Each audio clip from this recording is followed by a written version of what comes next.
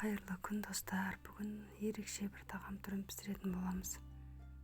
Менімен бірге жасап көріңіздер, өте дәмді болып шығады.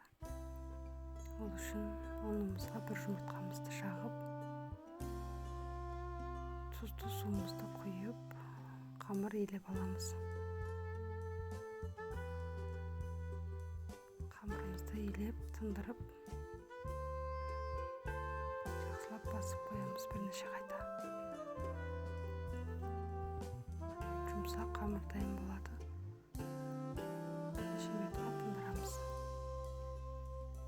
Оған дейін салмасын дайындап аламыз.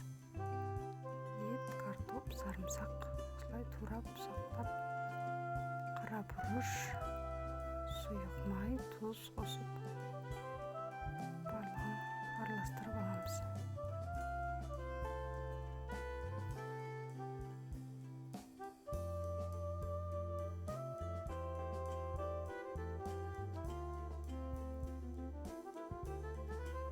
Салмамыз дайын, оған дейін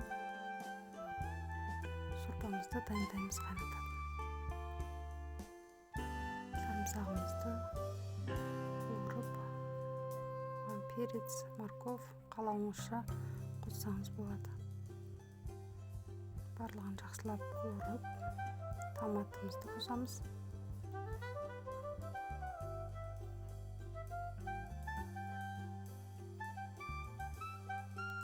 Болғаннан кейін 1 литрдай суымызды құямыз. Сорпа болса, сорпа құйсаңыз да болады. Суымыз қайнағанша орамамызды дайындаймыз.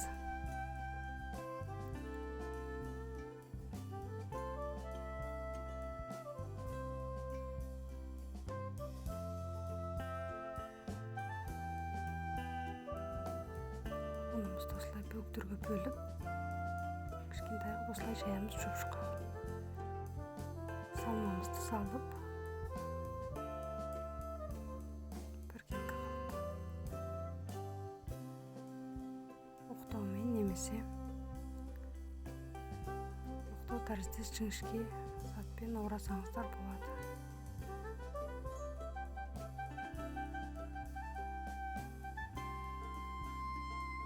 Салмамызды біркелкі қылып салдық. Енді ораймыз.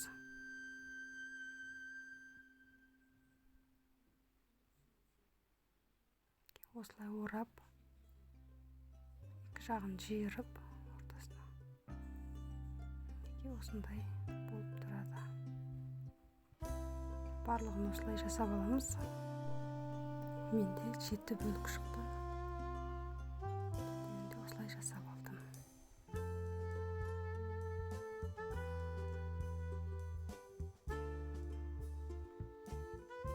Тағы бір көрейік.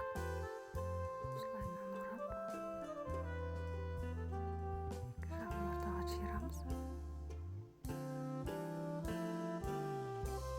Формасы осылай шығады.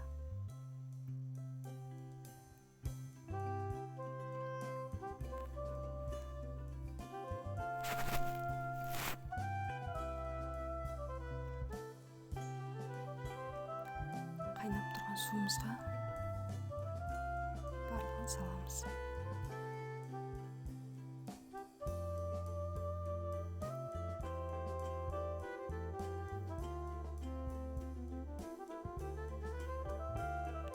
Сорпамызға дәміне қарай тұзын қосамыз. Қақпағын жауып, 30-35 минутқа қалыпты отқа қалдырамыз. Дайын болды. Асымызды ұсынуымызға болады. Өте оңай, тез дайын болады. Астарыңыз дәмді болсын.